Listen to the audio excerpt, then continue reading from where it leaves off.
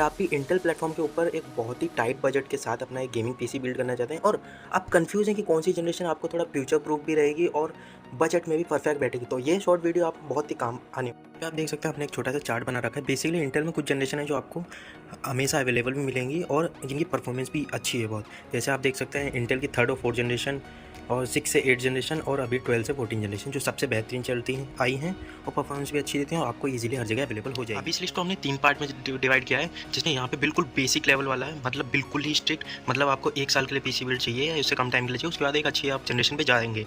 या फिर mid range में जो आप चाहते हैं जिसमें आप 2 या 3 साल यूज़ करें, आपको थोड़ा अपग्रेडेबल भी मिल जाए और आपको परफॉर्मेंस भी अच्छी मिले। या फिर न्यूअर जनरेशन, अगर आपके पास अच्छा पैसा या फिर आप एक ओल्ड इनमें से किसी एक जनरेशन से आए हैं और आप चाहते हैं न्यू जनरेशन में जाना। यहाँ पे मैं i3 3rd 4th जनरेशन या 6 से 8 जनरेशन में बिल्कुल रिकमेंड नहीं करूँगा। यहाँ पे सिर्फ i3 12 जनरेशन से ऊपर पे अगर आप ले रहे हैं तो ही रिकमेंडेशन पे है, वरना आपको नहीं लेना। i5 बिल्कुल ही टाइट बजट पे या फिर i7 पे जाना ही जाना है अगर आप इन दो किसी जनरेशन पे जा रहे हैं तो। इनको मैं आपको थोड़ा सा जल्दी एक्सप्लेन कर देता हूँ ताकि आप शॉर्ट वीडियो में पक्का समझ जाएं। अब यहाँ पे हमारी ओल्ड जनरेशन में तो हमारे प्रोसेसर आपको यहाँ पे दिख रहे हैं कौन कौन से आते हैं, 12 जनरेशन, 8 6 जनरेशन और 3rd और 4th जनरेशन। यहाँ पे रैम में देखने को मिलता है आपको इसमें DDR3 सपोर्ट ओनली, इसके बाद आप अपग्रेड नहीं कर सकते। इसमें DDR4 है जो थोड़ी फास्ट होती है और परफॉर्मेंस भी अच्छी देती है। लेकिन अगर आप 12 जनरेशन से ऊपर जा रहे हैं तो DDR4 तो बिल्कुल मत लीजिए, क्योंकि आप 12 जनरेशन पे हैं। फ्यूचर प्रूफ चाहिए तो DDR5 पे ही जाएँ, ये रिकमेंडेशन है। मदरबोर्ड में अगर आप 3rd जनरेशन में जाएंगे तो इसका मदरबोर्ड 1000 रुपये में आराम से मिल जाएगा। 6 या 8 जनरेशन में जाएंगे तो इसमें भी आपको अच्छा खासा B सीरीज़ का मदरबोर्ड या Z सीरीज़ का मदरबोर्ड 3000 या 4000 के बीच में मिल जाएगा। और अगर आप न्यू जनरेशन में जा रहे हैं तो इसका मदरबोर्ड S सीरीज़ तो बिल्कुल ना लें, B सीरीज़ या Z सीरीज़। हम मानते हैं ये थोड़े कॉस्टली पड़ते हैं, लेकिन इनकी परफॉर्मेंस बहुत ही अच्छी है। हमारी रिकमेंडेशन इसमें ये रहेगी कि अगर टाइट बजट पे है तो आपको तो सस्ता मदरबोर्ड मिल जाएगा जो ये परफॉर्मेंस तो नहीं देगा, लेकिन टाइट बजट के हिसाब से बहुत अच्छा है। लेकिन अगर आप 6 से 8 जनरेशन में जा रहे हैं तो आप B सीरीज़ या Z सीरीज़ मदरबोर्ड ढूंढिएगा, वो आराम से आपको मिल जाएगा 370 या फिर 360। और हाँ, अगर इस लेटेस्ट जनरेशन में जा रहे हैं तो B series Z series recommended है। S सीरीज़ लेके कुछ फ़ायदा नहीं, क्योंकि परफॉर्मेंस आप निकाल नहीं पाएंगे। ये यहाँ पे गेमिंग FPS की बात करते हैं, अगर आप जाते हैं 3rd जनरेशन या 4th जनरेशन पे तो मैक्सिमम 1080p लो या मिड सेटिंग्स पे मैक्सिमम गेम्स में आपको 30 to 50 FPS मिलेंगे जो उन जनरेशन पे सपोर्ट करते हैं। रिकमेंडेशन में आप देख सकते हैं हर गेम की कि मिनिमम रिक्वायरमेंट क्या है। लेकिन अगर आप 6 या 8 जनरेशन में जाते हैं, जैसे मेरे पास भी i5 8400 है, अगर आप 8 जनरेशन में जाते हैं तो आपको 50 से 90, यहाँ 70 लिखा है, 50 से 90 FPS तक बहुत ही आराम से मिल जाते हैं, जो एक गेम को अच्छे तरीके से प्ले करने के लिए और अच्छा हाई क्वालिटी गेमिंग एक्सपीरियंस के लिए काफ़ी है। और यहाँ पे अगर न्यूअर जनरेशन में जा रहे हैं तो आराम से आपको 70 से 100 प्लस 150 तक आराम से, अगर अच्छा ग्राफिक कार्ड लगाएंगे तो आराम से 150 और हाई सेटिंग्स पे आपको एक्सपीरियंस प्रोवाइड करेगी न्यू जनरेशन। अब यहाँ पे बात करते हैं अपग्रेड पॉसिबिलिटी की। अब यहाँ पे मेन चीज़ है 3rd जनरेशन या 4th जनरेशन जो आप ले रहे हैं उसमें अपग्रेड का कोई ऑप्शन आपको नहीं मिलता है, क्योंकि उसमें ना आप प्रोसेसर अपग्रेड कर सकते हैं, ना ही आप अपना मदरबोर्ड अपग्रेड कर सकते हैं। रैम बढ़ा सकते हैं, लेकिन रैम से कोई इतना बड़ा परफॉर्मेंस में बूस्ट आपको देखने को नहीं मिलता है। और अब यहाँ बात करते हैं मिड जनरेशन 6 या 8 जनरेशन। अगर इसमें आप अपग्रेड की देखें तो स्लाइटली आपको लिमिटेशन के साथ मिलती हैं कि हाँ, आप इस पर 8 जनरेशन तक मैक्सिमम अपग्रेड कर सकते हैं, जो अच्छा है। क्योंकि मैं भी अभी i5 8400 यूज़ कर रहा हूँ और मेरे को भी अभी एक डील मिल रही है जिसमें मैं i7 8700 के अपने लिए लेने वाला हूँ।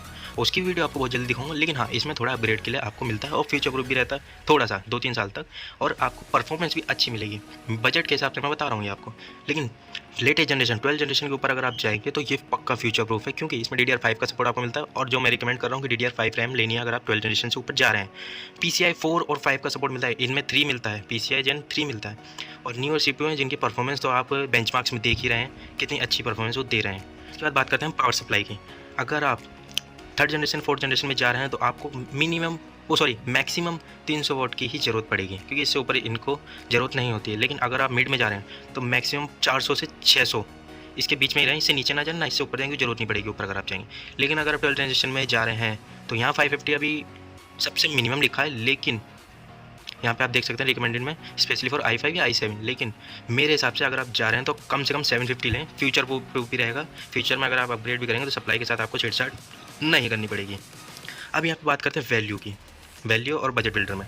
अगर आप, मैंने पहले ही आपको बताया, अगर आप बिल्ड कर रहे हैं ऐसा पीसी जो आपको अभी 1 साल के चलाना है या अर्जेंट में, मतलब आपको वर्क है कि अभी 5-6 महीने चला लेंगे, फ्यूचर में आप अपग्रेड कर लेंगे, नया बना लेंगे, तो उसके लिए सबसे बेहतरीन। या फिर घर में अगर छोटा काम चाहिए, बच्चों के लिए चाहिए, या फिर कोई भी बेसिक लेवल या डेली टास्क के लिए, तो 3rd जनरेशन 4th जनरेशन बढ़िया परफॉर्मेंस आपको दे देगी।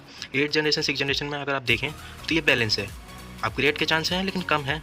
लेकिन ये है कि इसका पीसी बिल्ड अगर आप करेंगे तो 10,000 में आपको पीसी बिल्ड हो जाएगा। सीपीयू का बता रहा हूँ, अगर अच्छी डील मिल जाए तो आपको 10,000 के अंदर एलसीडी वगैरह भी मिल सकती है। लेकिन इसके मैं बता रहा हूँ 20 के अंदर आप i7 8 जनरेशन 8700K भी बना सकते हैं 20,000 के अंदर, और परफॉर्मेंस भी बहुत अच्छी देगा। और इस प्राइस में इससे तो बहुत अच्छा है। लेकिन न्यू जनरेशन में आप जानते हो परफॉर्मेंस, पावर, हर चीज़ में एकदम टॉप नॉच मिलेगा, क्योंकि आप उसके लिए पैसा खर्च कर रहे हैं। एक बार फिर मैं आपको यहाँ पे फाइनल कंक्लूजन बता देता हूँ कि इन तीनों में से आपके लिए कौन सी लिस्ट ज़्यादा बेटर रहेगी। तो बात करते हैं यहाँ पे फाइनल कंक्लूजन की। तो यहाँ पे सबसे पहले रिकमेंडेशन वाली बात सुन लीजिए कि 3rd जनरेशन से 8th जनरेशन के अंदर अगर आप i3 ले रहे हैं तो बिल्कुल ही बकवास है, उसको लेना पैसा बर्बाद करना है, ठीक है। i5 या i7 में जा सकते हैं। 3rd जनरेशन में i5 में भी ना जाएँ, बिल्कुल ही कम पे जाएँ, बिल्कुल ही कम टाइट बजट पे। लेकिन i7 रिकमेंडेड है कि i7 पे जाएँ 3rd जनरेशन या 4th जनरेशन। लेकिन अगर आप 6 8 जनरेशन पे जा रहे हैं तो आप i5 या i7 पे जा सकते हैं। मेरे हिसाब से i7 ज़्यादा बेटर रहेगा। उसके बाद ये मैं अभी भी आपको बता रहा हूँ, बिल्कुल टाइट बजट 10,000 के अंदर अगर आपको पीसी बिल्ड करना है तो ही बेसिक वर्क के लिए है, बेसिक गेमिंग, स्कूल अगर स्कूल के बच्चे हैं उनको देना है तो। लेकिन मिड में आपको बैलेंस परफॉर्मेंस मिलेगी।